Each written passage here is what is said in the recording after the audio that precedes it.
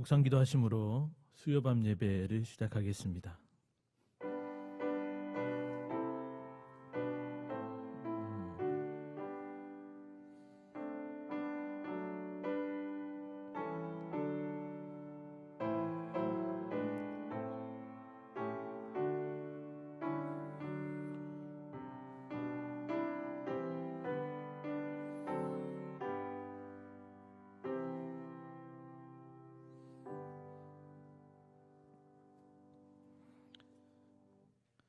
다 함께 찬송가 38장을 부르시겠습니다.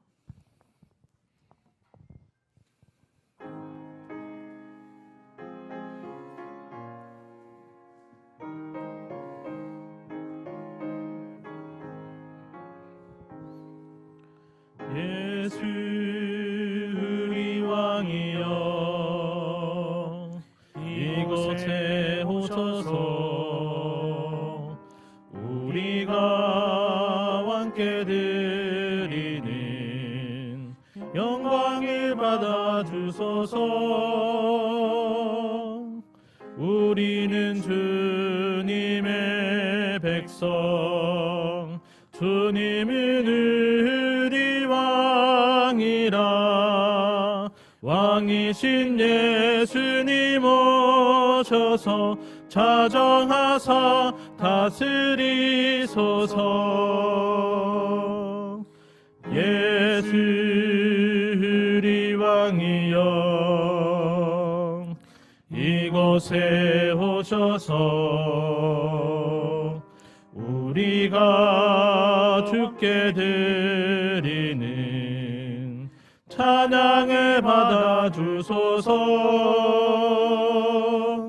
우리는 주님의 종들, 주님은 우리 주시라.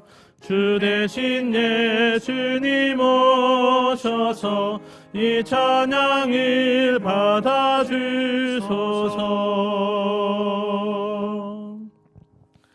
기도하겠습니다.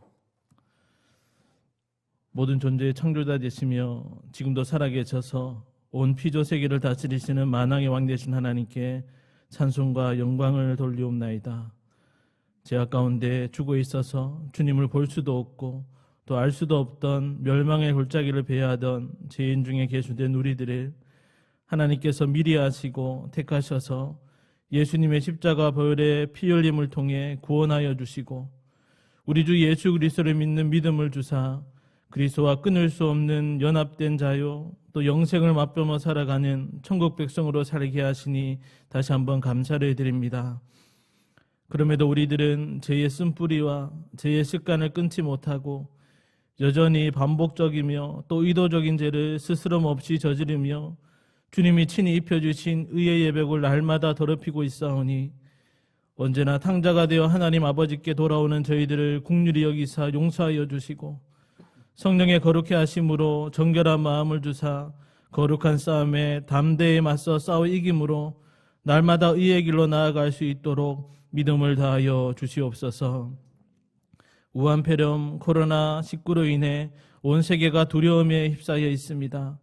먼지보다 작은 눈에 보이지 않는 바이러스로 인해서 유토피아의 헛된 망상에 사로잡혀 있던 인간들이 속수무책으로 자신의 유한함과 연약함을 드러내며 고통의 소리로 아우성치고 있습니다. 이러한 어지러운 세상 중에 겨자씨보다 작은 믿음이라도 가진 성도라고 한다면 불신자들과 같이 불평불만하여 절망하는 것이 아니라 이 일 또한 피조세계를 친히 다스리시며 보존하시는 절대주권자 하나님의 섭리와 계획 속에 진행되는 이름을 깨달아 모든 것을 합력하여 선을 이루어 가시는 언제나 오르신 주님 되심을 더욱 확신케 되는 저희들 되도록 은혜를 베풀어 주시옵소서. 그리하여 먼저 자신을 겸비하여 주께 기도하며 또 참 생명을 가진 성도로서 선한 행실을 통해 사나 죽으나 우리의 유일한 위로자 되시는 예수님을 증거하는 자들이 되도록 역사해 주시옵소서. 간절히 바라옵기는 한량없으신 주님의 긍휼과 자비를 베푸사 하루속히 이 질병이 종식될 수 있도록 은혜를 베풀어 주시고 특별히 경영의 권속들 영육이 상하지 않도록 강건함을 다하여 주시며 성전에서의 하루가 얼마나 귀하고 큰 은혜였음을 날마다 깨닫는 가운데 마지막 때에도 이러한 줄 알고 늘 깨어있는 영적 파수꾼으로 살게 하시고 다시 함께 모여 주의 성전에서 주의 이름을 찬양하며 예배할 수 있는 날이 속히 이르도록 역사해 주시옵소서. 특별히 세계 곳곳 복음의 최전방에서 고군분투하고 계신 선교사님들과 그 가족들 그리고 선교제 교회와 성도들을 건념하여 주시고 코로나19로 인해 전 세계적으로 한국인을 혐오하는 현상에 어떠한 어려움도 당치 않도록 주님의 날개 품에 안아 보호해 주시옵소서. 이 난리와 난리 소문으로 인해 세계 선교의 물줄기가 막히지 않고 오히려 더 힘있게 전개될 수 있도록 역사해 주시며 이 선한 일에 경영의 성도들이 보내는 선교사로서의 사명을 넉넉히 감당하도록 귀하게 사용해 주시옵소서. 오늘도 세상의 온갖 즐거움의 유혹에 흔들리다 지치고 상한 심령들이 오직 주님의 은혜만을 구하며 주의 보좌 앞에 담대히 나아왔습니다. 비록 주의 성전에 함께 모여 예배드리지는 못하지만 심령이 가난한 자와 주님만을 의지하는 겸손한 자들이 하나님의 말씀을 사모함으로 신령과 진정으로 드리는 당신의 백성들의 예배를 기쁘게 받아 주시옵소서. 우리의 처소 곳곳에 우리의 마음 보좌에 친히 왕으로 오셔서 온전히 자정하시사 우리의 찬양과 영광을 받으시고 최고의 통치자로 다스리셔서 주님을 섬기며 따르는 자들에게 참된 평안과 위로가 넘치는 복된 시간이 되게 하옵소서.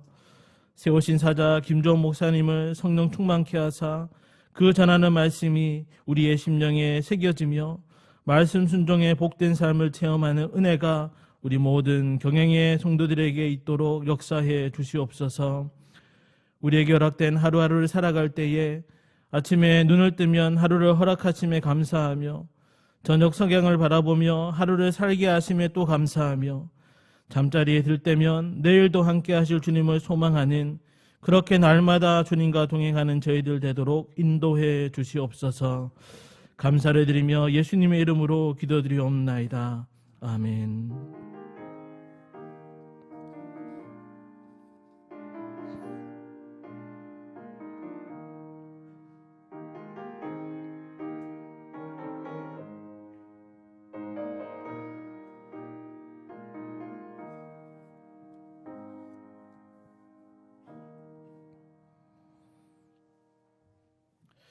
이 시간 함께 보실 하나님의 말씀은 창세기 41장 1절에서 36절의 말씀입니다.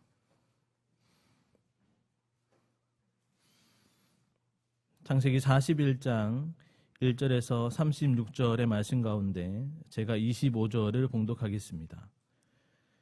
요셉이 바로에게 아뢰되 바로의 꿈은 하나라.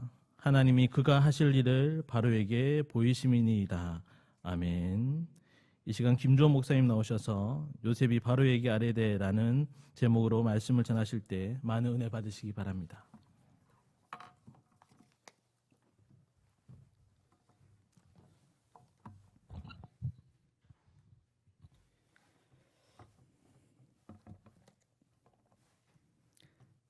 작년에 발표된 한 통계에 따르면 대한민국 국민이 가장 오래 사용하는 어플이 유튜브라고 합니다.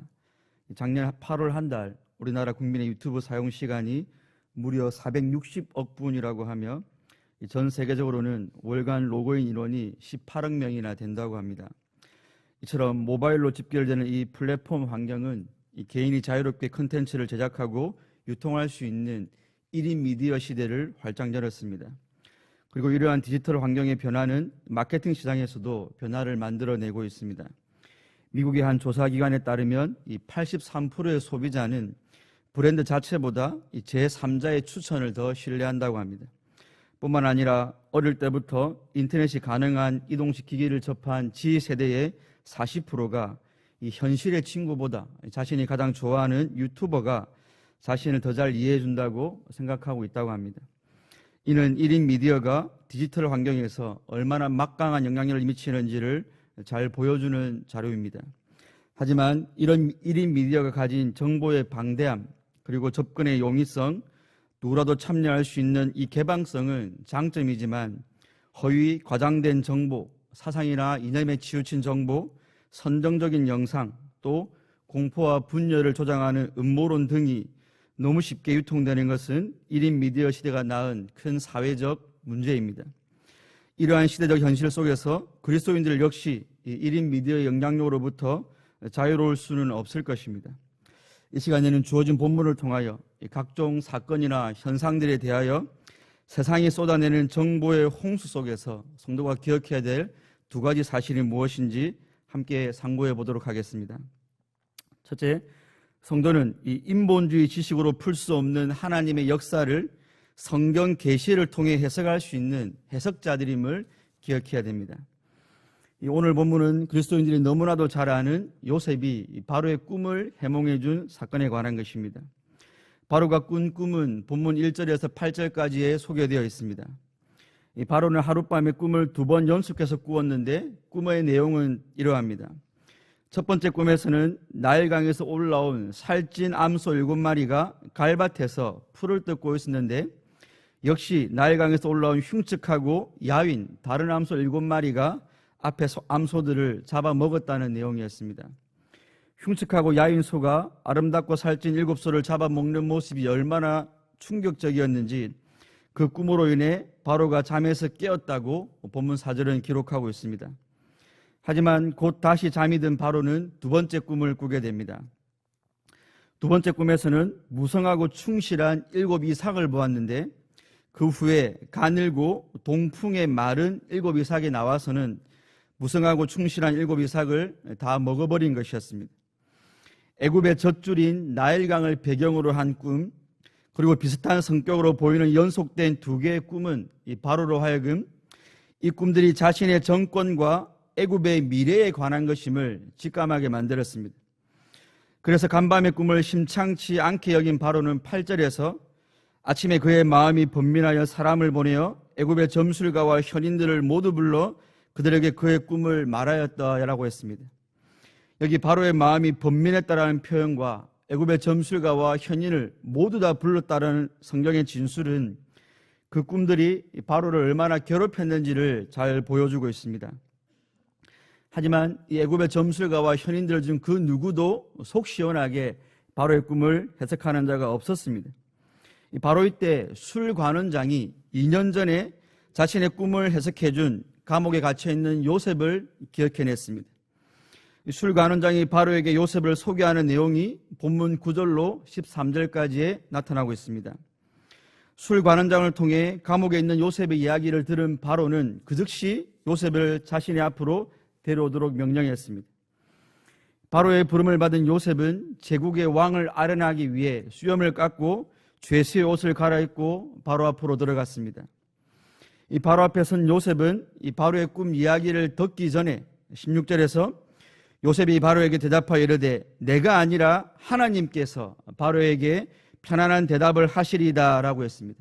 이는 요셉 자신이 그저 하나님의 뜻을 전달하는 도구일 뿐임을 고백한 것으로 꿈 해몽이 사람의 지식으로가 아니라 오직 하나님의 지혜로 말미암음을 요셉은 철저히 인식하고 있음을 보여줍니다.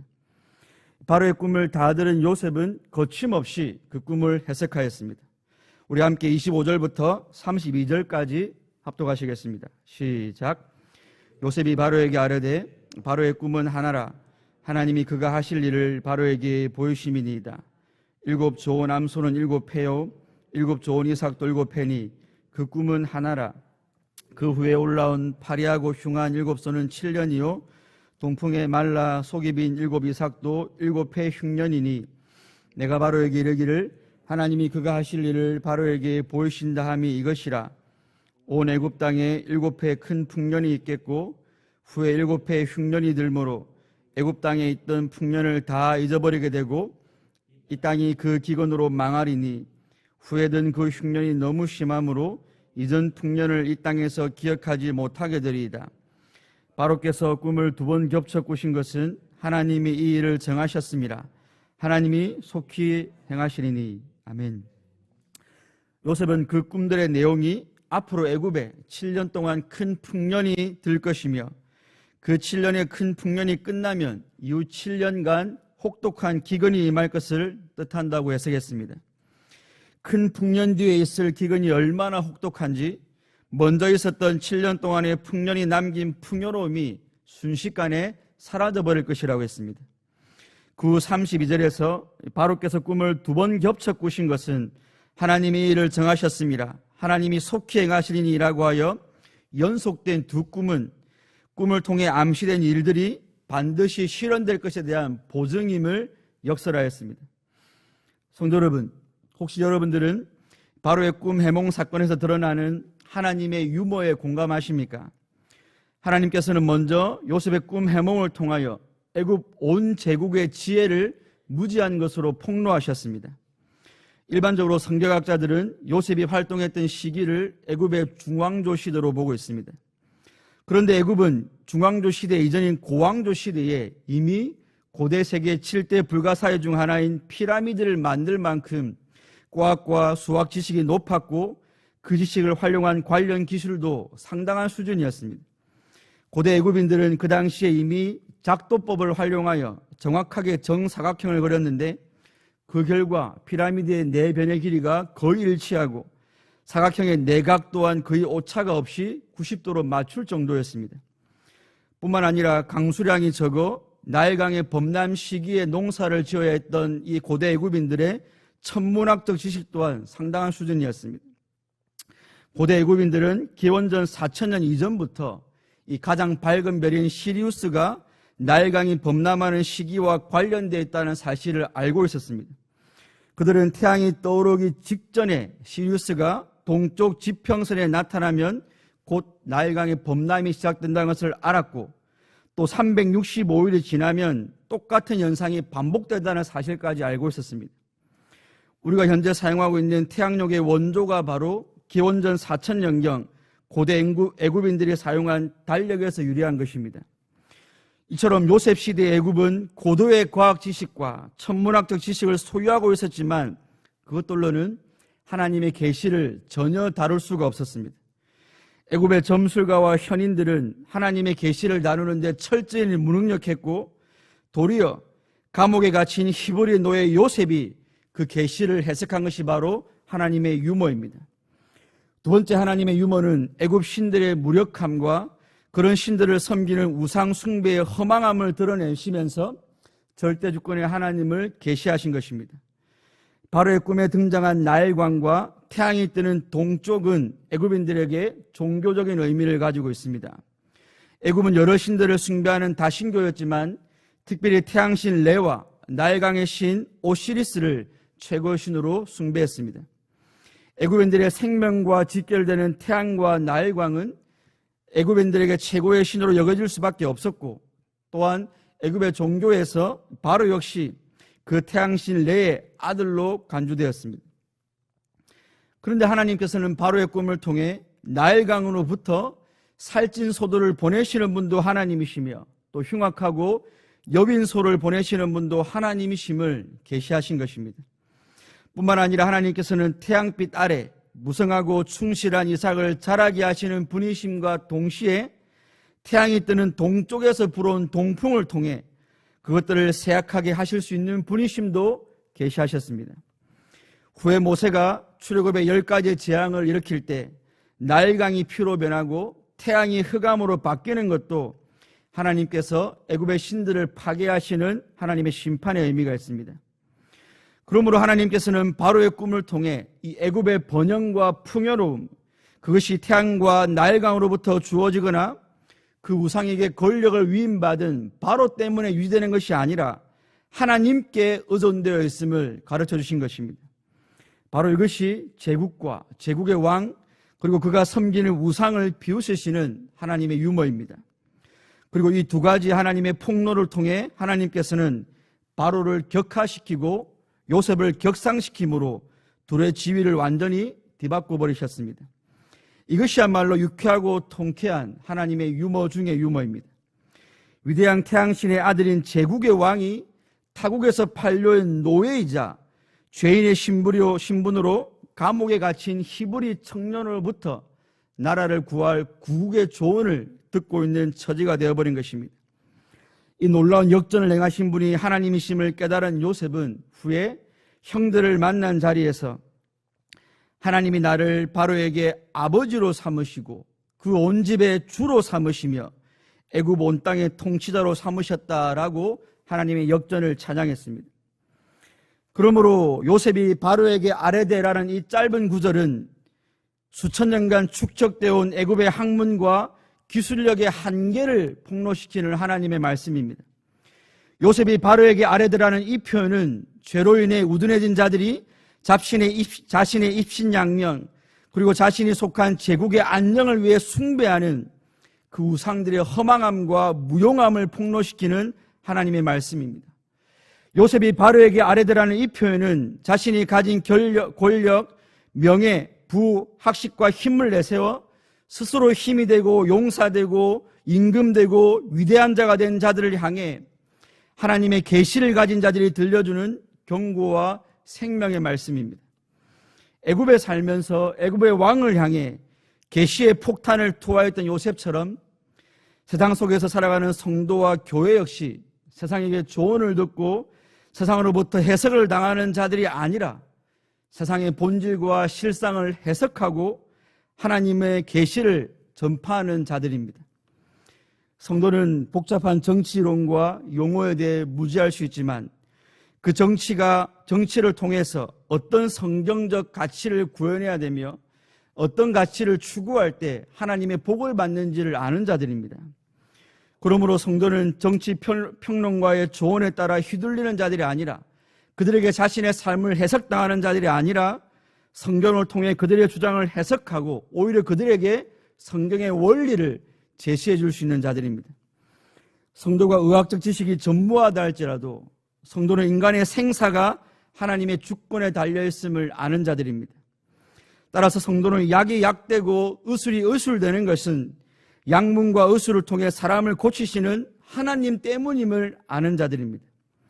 무엇보다 성도는 사람은 단순히 육적인 존재가 아니라 하나님의 형상대로 영과 육의 단일체로 이루어진 존재임을 알기에 한 사람의 육신의 건강과 영혼의 건강을 동시에 고려하는 더욱 고차원적이고 포괄적인 생명의 신비를 알고 있는 지혜자들입니다. 또한 성도는 존재니 표상이니 실상이니 실체니 하는 용어들의 철학적 의미를 전혀 모를 수도 있습니다. 하지만 우리 성도는 우리가 가진 성경 말씀을 통하여 하나님께서 모든 존재의 근원이시며 피조된 모든 세계가 하나님께 의존되어 있음을 믿어서 아는 자들입니다. 살아계신 하나님과의 관계 속에서만 삼라만상의 모든 세계가 유의미하다는 사실을 믿어서 아는 자들입니다. 성도는 철학적 질문인 인생이 어디로부터 와서 어디로 가는가에 대한 명확한 답을 갖고 있는 자들이며 만물의 존재 목적이 무엇이며 그러면 우리는 앞으로 어떻게 살아야 될 것인가에 대해 하나님으로부터 명료한 답을 받은 자들입니다. 세상이 우리에게 이것을 물어볼 때 성도는 이 철학적 질문에 대한 답을 가지고 있는 지혜자들입니다. 뿐만 아니라 성도는 원자, 분자, 양자역학과 같은 과학적 지식은 없을지 모르지만 원자나 분자를 그 구조대로 창조하신 분이 하나님이심을 너무나 잘 알고 있습니다. 과학이 하나님께서 창조하시고 지금도 보존하고 계시는 이 우주의 법칙 몇 가지를 찾아내고는 자화자찬하고 있지만 성도들은 그 원리와 법칙이 작동하는 근원적 이유를 아는 자들입니다. 과학이 식탁에 차려진 식사의 재료와 그 식사 재료의 성분과 조리 시간 정도를 알아냈다면 성도는 식사를 차려 놓으신 그 존재를 알고 그 존재가 어떤 마음으로 식사를 차렸는지를 아는 자들입니다.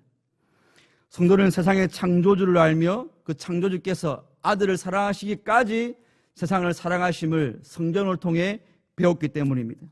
그러니 과학 지식의 일자무식한 성도라도 위대한 과학자에게 가르쳐 줄 것이 있는 것입니다.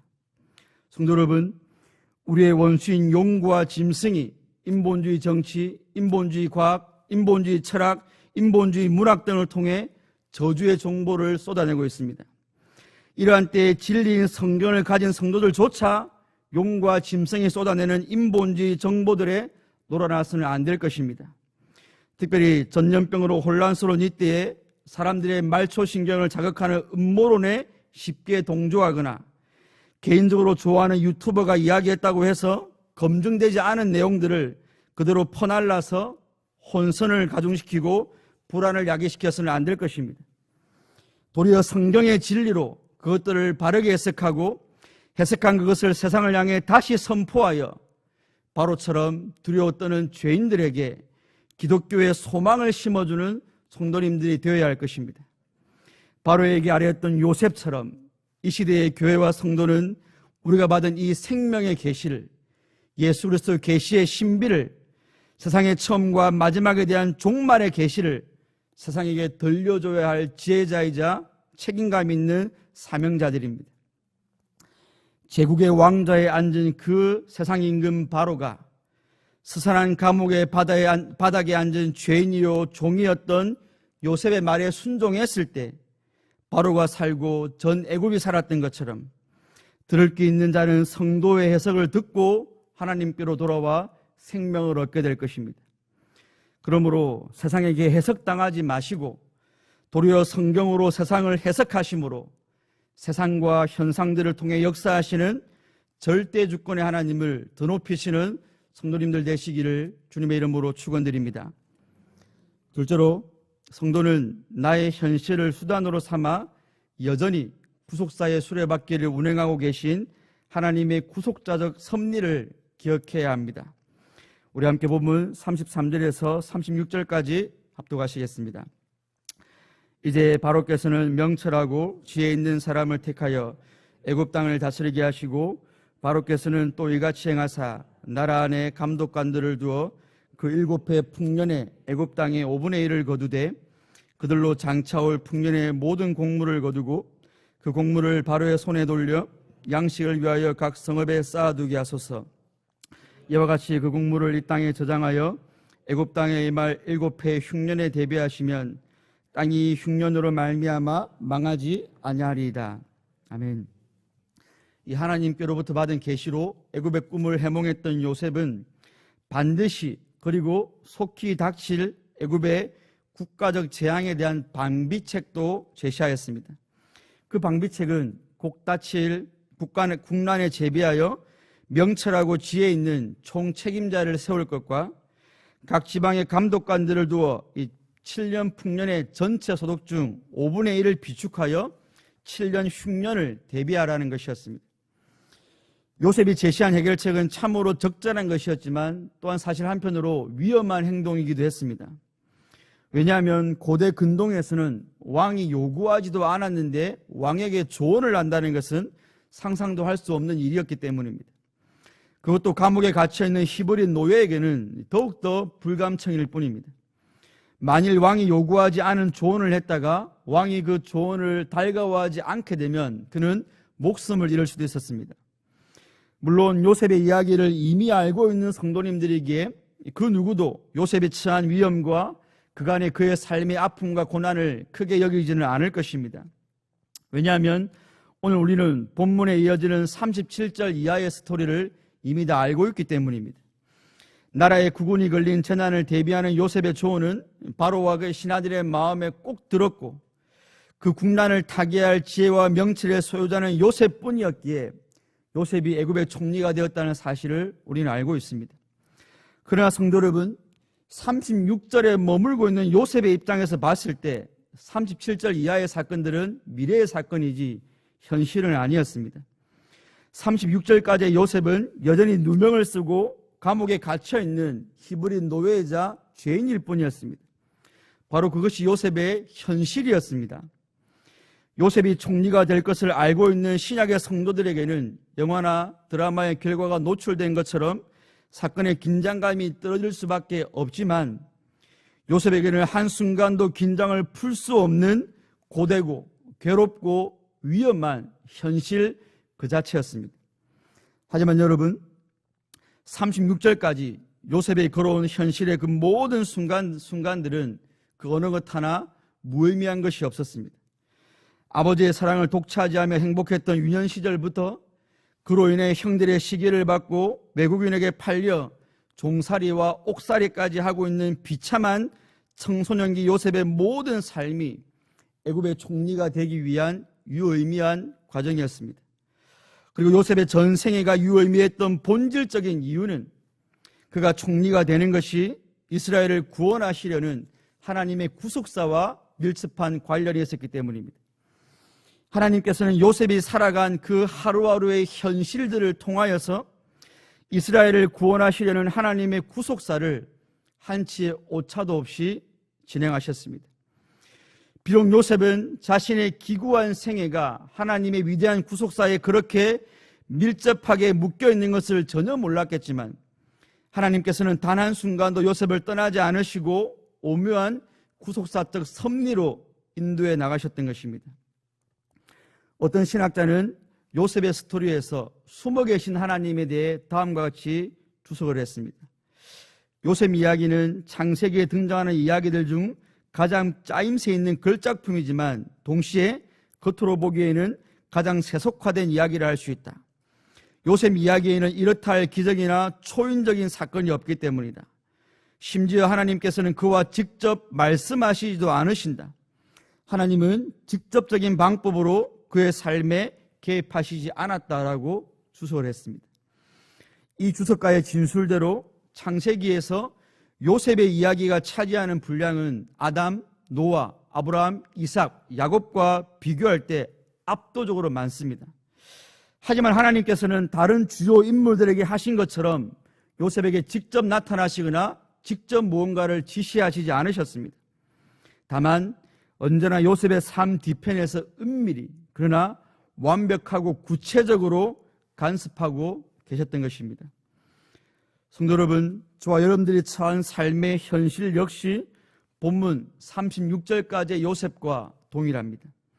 좋은 일도 있고 나쁜 일도 있고 내가 원한 일이 성취되기도 했고 내가 원하는 방향과는 전혀 다르게 내 삶이 펼쳐져 왔습니다. 인생에 필요한 사람을 만나기도 했고 나에게 해를 끼치는 사람과 여전히 밀접하게 부대끼며 살아가고 있습니다. 평안한 때를 보내기도 했고 내일을 모르는 불안함과 두려움 속에 눈물로 밤을 지새우기도 합니다. 바로 이것이 부인할 수 없는 저와 여러분들 우리네 인생의 현실입니다.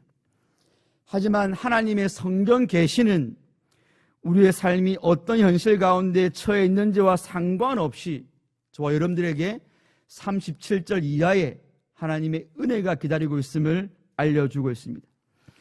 오늘 내가 당하는 그 모든 현실들이 구속사를 완성해 나가시는 하나님의 섭리 가운데 있음을 성경은 웅변해주고 있는 것입니다. 바이러스로 인한 국가적 재난, 금융위기와 맞먹는 경기 침체, 역대급 후한무치의 내로남불 정권, 개인적인 질병, 사업의 실패, 사랑하는 사람의 죽음, 현실에 대한 불만족, 미래에 대한 두려움, 이 모든 것이 오늘을 살아가는 저와 여러분들의 현실입니다. 하지만 하나님께서는 여러분들이 겪고 있는 바로 그 현실을 통하여 하나님의 구속사를 지금도 완벽하게 진행해 나가고 계심을 믿으시기 바랍니다. 저와 여러분들은 오늘이라는 현실 속에서 본문 36절까지만 경험하고 있지만 우리 하나님께서는 당신의 구속사를 위해 여러분들의 인생의 37절 이하를 준비해 놓고 계십니다.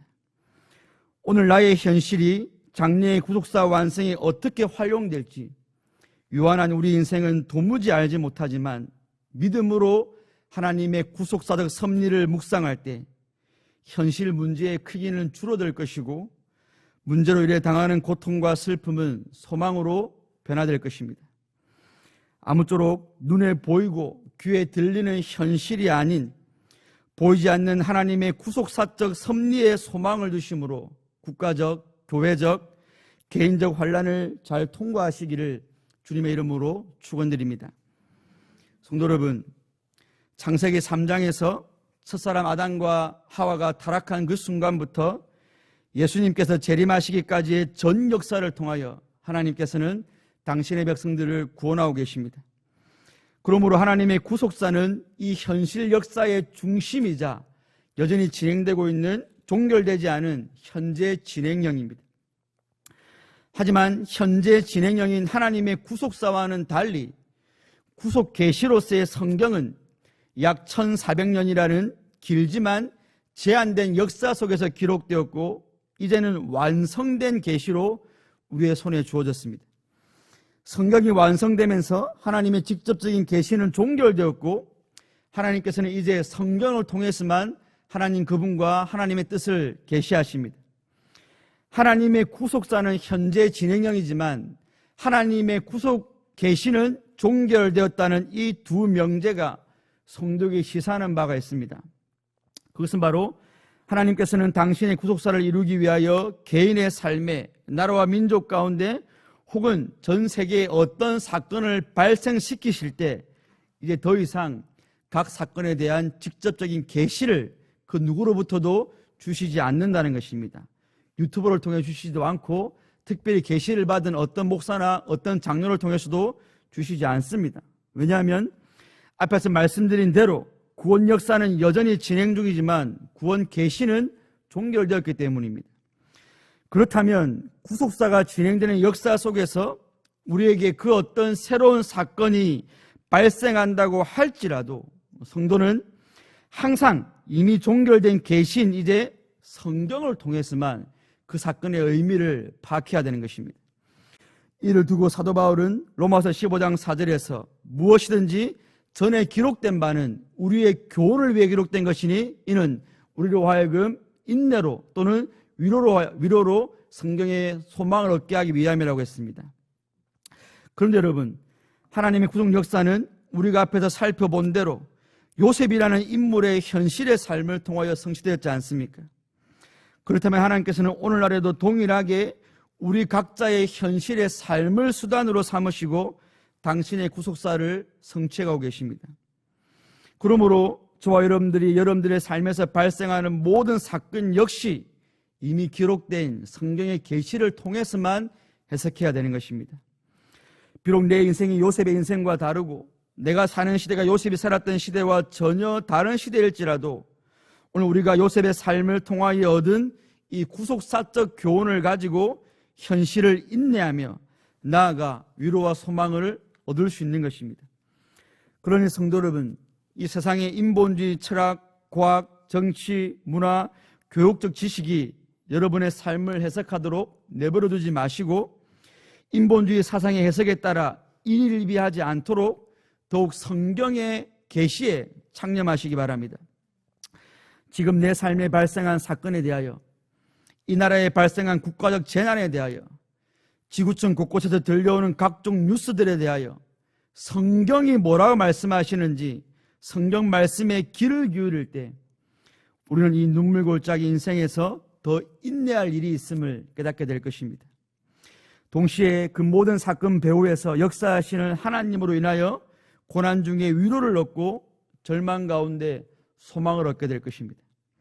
그리고 성경대로 해석하여 얻은 그 소망과 그 위로를 세상에게 들려줄 때 귀 있는 자는 우리의 선포를 듣고 하나님께로 돌아와 살게 될 것입니다.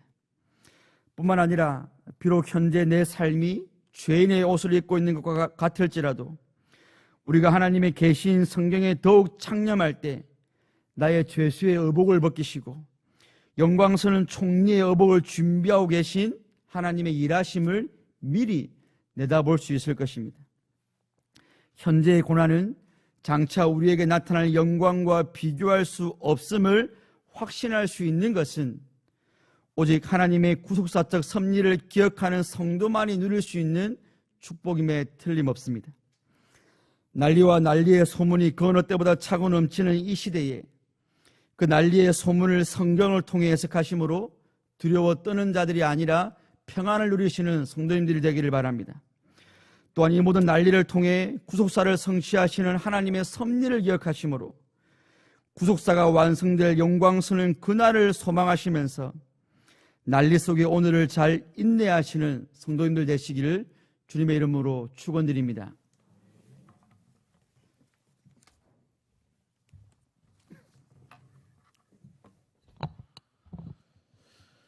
다 함께 찬송가 357장을 부르시겠습니다.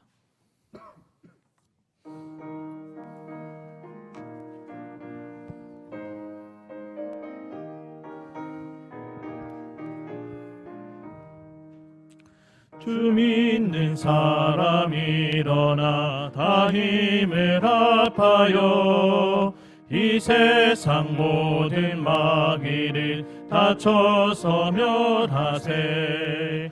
저 앞에 오는 적군을 다 싸워 이겨라. 주 예수 믿는 힘으로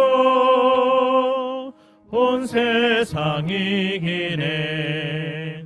믿음이 이기네. 믿음이 이기네.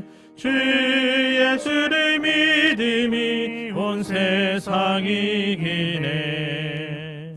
온 인류 마귀 계율로 근대에 빠지니 지지로 띠를 띠고서 기도 드리세. 참 믿고 의지하면서 겁없이 나갈 때 주 예수 믿는 힘으로 온 세상 이기네. 믿음이 이기네. 믿음이 이기네. 주 예수를 믿음이 온 세상 이기네.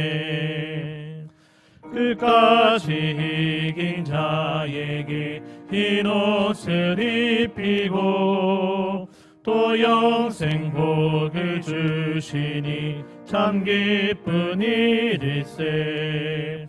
이 어두운 세상 지나서 저 천성 가도록 주 예수 믿는 힘으로 온 세상 이기네. 믿음이 이기네. 믿음이 이기네. 주 예수를 믿음이 온 세상 이기네.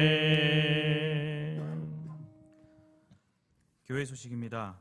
코로나19 사태 지속으로 예배는 당분간 인터넷 예배로 드리며 주일학교는 주일 오전 10시에, 주일 낮 예배는 오전 11시에, 주일 밤 예배는 오후 7시에, 수요 밤 예배는 오후 7시 30분에 인터넷 홈페이지 또는 유튜브 채널로 접속해서 드리시면 되겠습니다. 예배 중 헌금을 드리고자 하시는 성도님들은 안내된 온라인 헌금 방법을 이용하시거나 차후 예배당 예배로 드릴 때 모아서 내주시면 되겠습니다. 새벽 기도회와 금요 기도회를 비롯한 교회 내 각종 모임은 당분간 중단합니다. 주중 교회 각종 시설 및 출입이 불가하오니 양해 바랍니다. 금주일 교회보가 주중에 성도님들 가정에 발송될 예정이며 교회 홈페이지를 통해서도 열람하실 수 있습니다. 교회 문자와 홈페이지 등으로 전달되는 공지사항을 잘 확인해 주시기 바랍니다. 감사합니다. 다 함께 송령 찬송가 400장을 부르신 후에 담임 목사님 나오셔서 축도해 주심으로 수요밤 예배를 모두 마치겠습니다.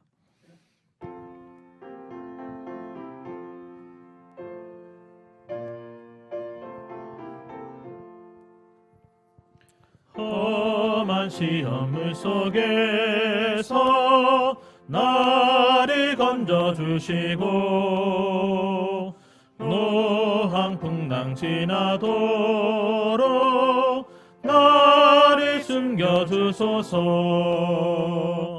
주여 나를 돌보시사 도히 품어주시고 험한 풍파 지나도록 나를 숨겨주소서. 권세 능력 무한하사 모든 시험 이기고 풍랑까지 다스리는 주님 앞에 비오니 주여 나를 돌보시사 도히 품어주시고 험한 풍파 지나도록 나를 숨겨주소서. 제약길에 빠진 이 몸 캄캄한데 헤매며 부르짖는 나의 나의 주여 주여 나가리 돌모시기사 호의 품어주시고 험한 풍파 지나도록 나를 숨겨주소서. 아멘.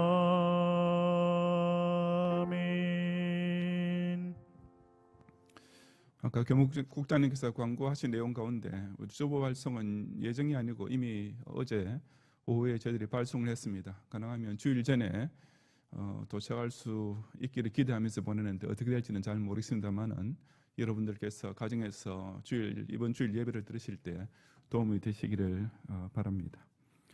기도하겠습니다. 하나님 아버지, 오늘 이 밤에도 경양의 성도들이 각 가정에서 온 가족이 함께 이렇게 마음과 뜻과 정성을 모아 올리는 우리 모든 찬양과 기도와 또 이 시간 계좌이체로 혹은 또 다음에 주의 전에 나올 수 있을 때 드리기에 준비하고 있는 헌금까지 온전히 기쁘게 연락해 주옵소서. 경양의 성도들 하여금 이 환난 가운데 오히려 주의 뜻을 찾고 더 큰 은혜의 생활을 누릴 수 있도록 그들의 영혼과 육신까지 눈동자처럼 지키며 보호해 주옵소서. 예수 그리스도의 은혜와 하나님의 사랑과 성령님의 감화감동, 인도와 보호하심이 이 큰 국난 가운데서도 하나님께서 인본주의 식으로 풀 수 없는 일을 성경을 통해 밝히 보시는 계시를 깨닫고 자신의 이 어려운 현실까지도 수단으로 삼아 하나님의 오묘한 구수와 섭리를 수행함으로써 세상 앞에서 바로의 아버지같이 같은 존재가 되기 원하는 우리 모든 경양의 성도들 위해 이제로부터 영원히 함께 있을지어다. 아멘.